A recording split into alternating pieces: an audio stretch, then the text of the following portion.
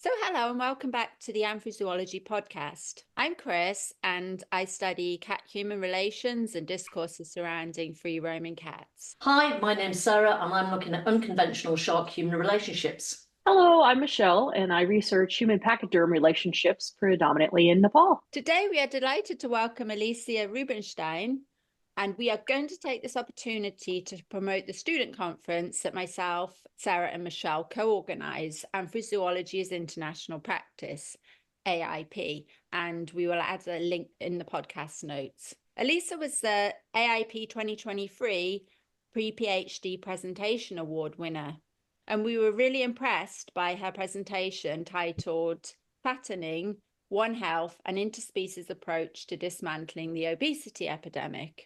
And so Alisa has been working with animals in various settings, including shelters, zoos, and training facilities for the past 10 years, and has recently completed her master's in anthrozoology at Canisius University. She currently serves as a life-saving manager at a shelter in Philadelphia, where she oversees adoption, foster, and volunteer programming. Alisa is passionate about shelter work, especially when it comes to initiatives that prioritize keeping animals in their current homes and communities. She has a soft spot for cats, who are often overlooked and misunderstood in the shelter system. She approaches her academic work using ecofeminist and critical animal studies lenses and is interested in investigating how our perceptions of animals affect our perceptions of minoritized humans and vice versa. Her thesis work focused on the role cats play in the lives of queer women and non-binary individuals. So I also have a soft spot for cats, and your thesis work sounds super fascinating. But should we start off by discussing the topic of your AIP presentation, which I believe you said has now been accepted for publication in Society and Animals? So congratulations, and over to you. Yeah, for sure. Like you said, my work, my kind of background is a lot more in line with what you do, Chris. So I also think that your research is really fascinating. But I kind of got to this project in a little bit of a roundabout way. So the work that I presented at Anthrozoology as International Practice was on weight discrimination and fat phobia in veterinary clinics, and how we can use what we know about how weight discrimination shows up in human medicine and kind of pull that out and apply it to the veterinary clinic setting. Because once you kind of start dissecting things, there's a lot of honestly very troubling parallels there. But I got to the topic in one of the classes that I took at Canisius. We were talking about animal welfare and animal health and like the kind of discourse about like the pet obesity epidemic. And I know this is an audio medium, but whenever I say like the pet obesity epidemic, I'm always using like very big scare quotes because I think that'll kind of be clear as we talk about it, why that is. But as we were kind of having this conversation, it was kind of like alarm bells immediately, like what's going on here? Because I do kind of have a grasp on the human quote unquote obesity epidemic, which is a very loaded topic, and kind of unpacking that. And so I was like, I think basically what ended up happening was I had to make this 150-word discussion post for the class. I did like an hours long deep dive on human obesity and how that seems to apply in the veterinary clinic. And so that's kind of how I got to this topic. And the goal of it, a lot of times when they're talking about the pet obesity epidemic, especially recently, there was I think a 2017 Journal of Comparative Pathology issue that was specifically about taking One Health principles and pulling them out of human obesity research and applying it to animals. And the way that they did that, I think ended up being really harmful. It wasn't really this holistic view, it didn't really take like a critical, like fat studies approach to it. And so that's kind of what my work was seeking to unpack and like subvert. It ended up being taking One Health, making it more holistic, pulling in what we know about like the power dynamics that happen in a human doctor's office and how that might apply in the vet clinic. So I was just wondering for our audience, if you could just give us a quick definition of One Health. And For sure, yeah. So when we talk about One Health, it's a kind of newer public health approach I think it started coming around when I was an undergrad, maybe like a little bit before that. So it's like 10, 15, maybe 20 years, as far as I understand. And it's kind of this interdisciplinary public health approach that's recognizing these entrenched dynamics and the entrenched connections between human, non-human, and environmental health.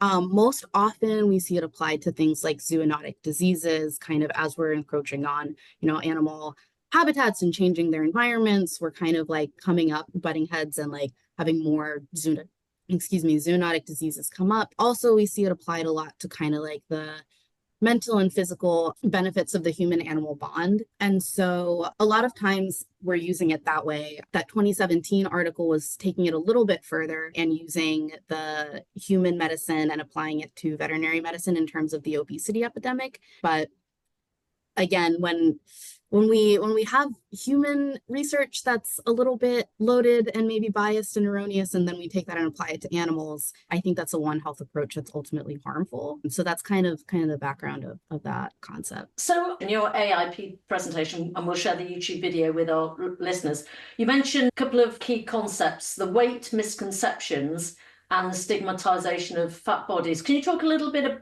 more about that in relation to humans, and then how you've applied those concepts to non-human animals and companion animals specifically that I think you've looked at, and then what you found out? Thank you.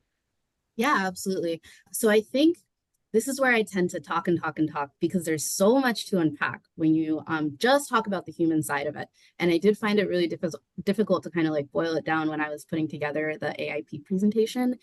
But I kind of like to break it down into like 4 big questions that we're looking at. So how are we measuring what fat is? Is there actually an obesity epidemic? So I'll stick to the human stuff first. Is there an obesity epidemic? Are humans getting fatter?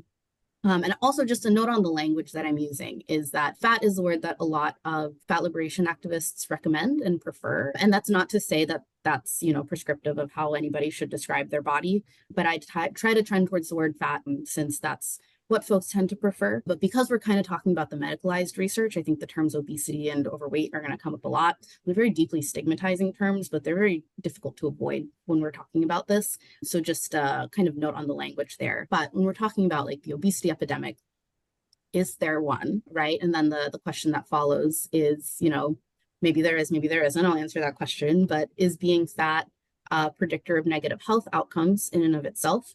And then are there other implications to existing in a fat body that do lead to negative health outcomes? And so I'll just try to kind of break it down in that order. So when we're measuring fat, when we're like operationalizing this definition, right, it's gonna kind of be the basis of all the work we do. It's like how we're collecting the data, what the data means, what conclusions we're drawing from the data. And in humans, we use the BMI, the body mass index, which is your weight divided by your height. Honestly, something I can go on and on and on about forever. But basically, this is kind of a proxy measure. Kind of to summarize, it doesn't really measure body fat. Your weight divided by your height doesn't really necessarily have anything to do with the amount of adipose tissue you have. You could have someone that's very muscular that is, technically in the obese category. It doesn't really, when you look at kind of meta-analyses of the research, doesn't really indicate a meaningful increase in early death, and it doesn't measure your health. So just right off the bat, the metric that we're using is a little bit thorny and a little bit broad. And then the next question, is there an obesity epidemic? We're not quite sure, but like probably not. Over the last like generation or so, people have gained like 3 to 5 kilograms, like 3 to 10 pounds. That's not that huge. I mean, people's weight can fluctuate on a day-to-day basis between like 2, 3, 4 pounds. And also, I think what's really interesting is that, like people have gotten taller and no one's freaking out about it. So I think that's an interesting point there. And additionally, in 1998, the US National Institute of Health changed the threshold of what it means to be overweight and obese. And so basically overnight, a lot of people, I believe they changed it in order to be lined up with international standards, but that changed the data. And so when people look at the data, they're not like, oh, the metric change, the threshold change. They look at the data and say, oh, millions of Americans are overweight now. And so is there an obesity epidemic? No, probably not. But even if there was, is that a predictor of people's health? Also, probably not. We really only see like significantly increased mortality towards both ends of the BMI. So folks who are really thin and folks who are really fat.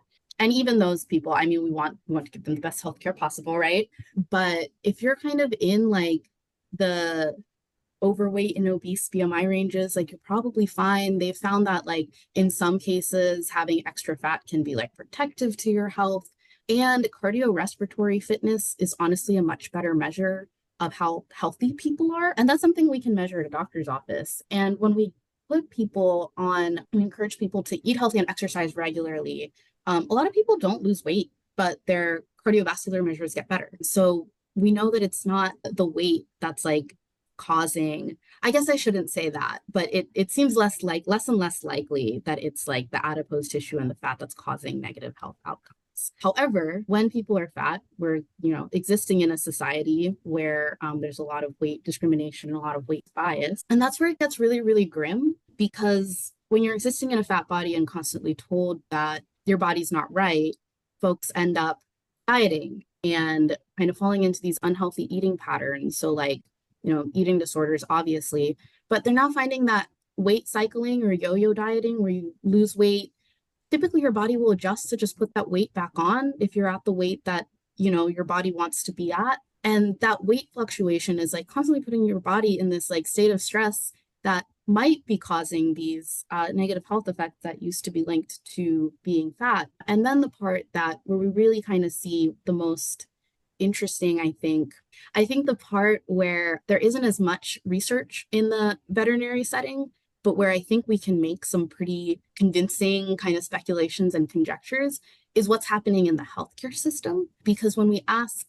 human doctors what they think about fat patients, they're self-reporting overt bias. It's not like this kind of roundabout proxy, like, can we get at what's in their brain? Can we get at this like implicit covert bias that maybe is affecting how they treat patients, which I think exists as well. But when you ask them directly how they feel about their fat patients, they're going to say that they're, overindulgent, they're lazy, they're non-compliant, they're sick because they're fat. There are doctors who report that they think that they shouldn't be treating fat patients, and that's really, really grim. And then on top of that, their attitudes are affecting the kind of treatment that fat patients get. And so we found that doctors spend less time with fat patients. They order fewer preventative tests. Fat folks will go in with a concern and be told, lose weight and then come back, because whatever you're coming in with is probably related to your weight. And I listened to this podcast, Maintenance Phase, which is kind of how I got into the topic in the first place. And something that one of the hosts said that was really stuck with me was like, I'm worried about dying of something that is completely preventable, because I go to the doctor and with a legitimate concern and they tell me to lose weight and they don't run any tests and they don't believe me. So we know that the way that people are being treated is really affecting the healthcare that they're receiving. And then on top of all that, you also have the minority stress of existing in a body that, society says is wrong. Who on the street is going to give, say something unwarranted about your body? What's your doctor going to say about your body? And like this chronic stress of just like never knowing what kinds of interactions you're going to have, is you're just always in fight or flight. We know that minority stress affects your health. And then like the craziest thing that I've seen in some of the literature is like, oh, well, being fat leads to anxiety and depression. And I think that's just such a wild statement, because we're like, we're being really mean to these people. I wonder why they're having such a hard time and why they're depressed. It's probably because of the way their bodies look. And so I guess I'll pause there, because that's kind of all of the human stuff, in case there are any questions. And then I can go into kind of talking about how I found that it applies to animals. This I find very interesting, because in the back of my head, I keep hearing the past perspectives of the hysterical uterus. Remember when everything was women got different healthcare because we had a hysterical uterus, and rather than looking for those real causes for problems that women were having, it was dismissed as just being women. And so I think there's a very huge tie here between marginalization of women, marginalization of fat people, and marginalization of animals. So I think definitely there's a big feminist tie here. Yeah, absolutely. And like, imagine going to a doctor's office if you're a fat woman, if you're a fat Black woman, if you're a fat disabled woman, like that's all related, and that just all affects kind of the power dynamic that you're experiencing between yourself and your doctor. And in the vet clinic, it's like if you're coming in as a client with a pet and you hold any of those like minoritized identities, I don't want to get too ahead of myself, but like, yeah, that's a really excellent point that it's just like the more of those identities you hold, the harder it's going to be for you to find good healthcare for yourself and for your animal. Definitely.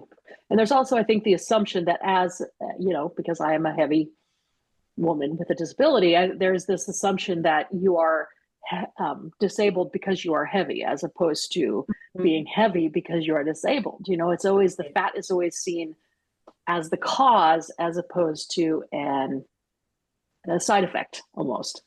Absolutely. Yeah, I was an RA in college, and I had a student who went to the health center for migraines, and she was a dietetics major. She was so healthy. She was always working out. She was fat and she was very, very healthy. And they told her to lose weight. And she was like, I know my migraines aren't happening because I'm fat. Can you help me fix my migraines? And so, yeah, it's absolutely devastating for sure.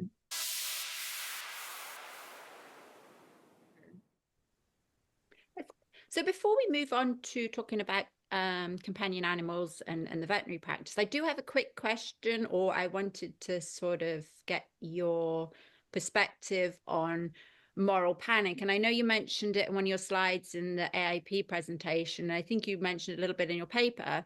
And so in relation to the so-called obesity epidemic, which has been considered as a moral panic. And so I've written a little bit about moral panic and others in relation to roaming cats. And I see a lot of now I'm going to trip over a stupid word like similarity. I see a lot of similarities to my analysis of a moral panic over roaming cats. And there's the newer colloquial usage of moral panic, where it's sort of put out in the media as sort of dismiss something entirely. Oh, it's a moral panic, it doesn't exist, versus the academic framework of a moral panic, which is based on a real concern, but that concern is somehow become warped, or the reaction is way out of proportion in relation to the facts. And with the cat question, I'm aware that in certain contexts, free living cats or even roaming companion cats do pose serious threats to wildlife populations in some contexts, so you can't ignore those facts. However, in most scenarios, the conservationist literature is taken out of context, and it's actually weaponized. And I see a lot of similarities I'm seeing a lot of similarities with fat phobia, where I believe that, and you can correct me if I'm wrong, but there is extreme fat accumulation to the point of mobility loss is a serious health issue. And I don't think we can deny that. But this is relatively rare. So this sort of extreme condition is now being weaponized to attack or fearmonger amongst, and I don't know the correct regular fat bodies, or just, excuse me if my words are not correct there. But so I wondered if you could sort of comment on this more, and excuse if my terminology was not appropriate. Please feel free to correct me. Yeah. There. So can I just clarify the question? So it's kind of like, how do you deal with that attack? Sort of, it's not completely, there are some medical issues with extreme fat accumulation, but that's not, but the idea of a moral panic, right, is that is being taken out of context and saying sort of a little bit of fat is bad because is that I think let me try to answer it, and if I'm not answering it, we can backtrack. I think to answer your question, maybe with the further questions, is I think that the data is like so messy that it's not quite clear, because we have fat folks who are experiencing much worse healthcare, minority stress, all these things that are probably having, like the yo-yo dieting, all these things that are probably having a bigger impact on their health than the fat itself. I think it's kind of tricky to say what impact is the fat itself actually having before unpacking all of this, because, scientists have bias just like us. I think objective research is just kind of we tell ourselves that things are objective, and of course they're not, because the folks doing this research have biases that they've grown up with most of the time, thinking that fat is bad. And also, and we can get into this later, but a lot of pharmaceutical companies are funding this research and they want to sell us drugs to make us thin. I mean, that kind of comes back to like the capitalism of it all, right? Where like pharmaceutical companies want to sell us thinness by inciting this moral panic about being fat. And so I'm not sure if that quite answers the question. I don't know if there's like a good answer to that question because the data is just really messy. I don't think there's a good answer. I mean, it's the same thing I come across with the cats, and even amongst the scientists there's clear bias, and you set out to answer a particular question, but you have your bias and you're collecting, even how you collect data sort of affects what you get. And yeah, there are issues where cats are predating on wildlife to the extent that they do affect population levels. There is some evidence to that, but it's really hard to get a balanced. And then if you sort of extend that to all scenarios and say all cats should be kept inside. Sorry, I'm bringing it back to cats now, but I think it's an interesting topic, and it's hard to sort of come to that non-bias from both directions. But yeah, I can see that the real social issue that it is being weaponized and used to it's self-perpetuating, right? You start to believe some of I'm waffling on now, so I'll let you carry on with but I do see a lot of similarities with the idea of a moral panic over roaming cats, and a lot of the sort of obstacles you come across if you're on one side or the other. It's Well, and I think dynamic too, right? The scientists are always Well, and Alisa pointed out in her paper too that there's also a consideration of the moral panic being used as a distraction, right? You know, back to was it Juvenal that said bread and circuses, give them bread and circuses and they'll never revolt. It's back to that too. If we're getting people to look at this obesity epidemic, what are we trying to keep them from looking at, right? I think that a lot of that is very true, as you mentioned in your paper. So maybe you could talk a little bit more about that as well.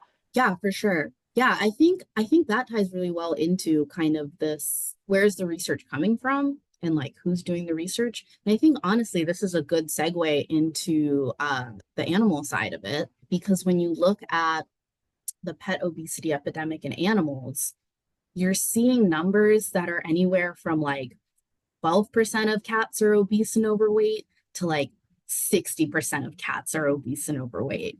And that's not enough data to draw conclusions. Like there isn't even a universal definition right now in veterinary medicine, as far as I know, of what is obese and overweight. So are we even collecting that data correctly? And then, that's the cat statistic. The dog one is similar. It's like 20% to 55%. And when you, do the math, 86 million cats in the United States. So that's either 10 million cats or that's 50 million cats. That's a huge difference, but yeah, that's a huge range. And when you look at those really high numbers, this was my hours-long deep dive. When you look at these really high numbers, they're not peer-reviewed. They're kind of really fishy. They come from the Association of Pet Obesity Prevention, and the methodology, honestly, how they got those numbers was not clear to me. And I believe that as far as I understood, which again, not peer-reviewed, the methodology was a little bit like, I don't quite understand what's going on here, but it seemed like the hospitals that were providing data for the study self-selected into the study, right? So these are probably vets that have a concern about pet obesity. And so they're self-selecting into a study that's trying to prove that there's a pet obesity epidemic.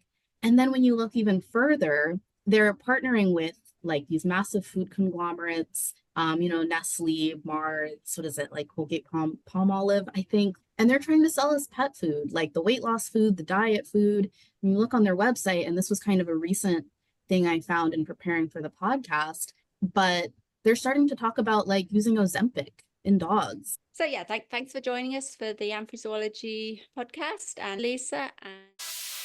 Join us again next time on the Anthrozoology Podcast to hear more from Alisa.